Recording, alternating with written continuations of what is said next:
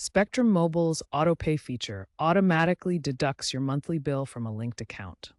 While convenient, it can cause problems if your account has low funds. This can lead to overdraft fees and unexpected charges. Here's how to disable it for more control over your payments. First method, use the Spectrum Mobile app available on iOS and Android. Step 1, log into your Spectrum account using your username and password. Step 2, navigate to the billing section in the app. Step 3, select payment methods and toggle the AutoPay setting to off. Second method, use the online portal at spectrum.net. Sign in, navigate to billing, then manage AutoPay and disable it. Third method, call customer service at 1-833-267-6094 and request to disable AutoPay.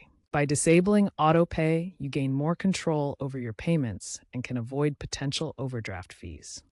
Once AutoPay is disabled, it's crucial to manually pay your bill on time to avoid late fees and service disruptions. Set reminders for your due dates, which you can find in the Spectrum app or on the website.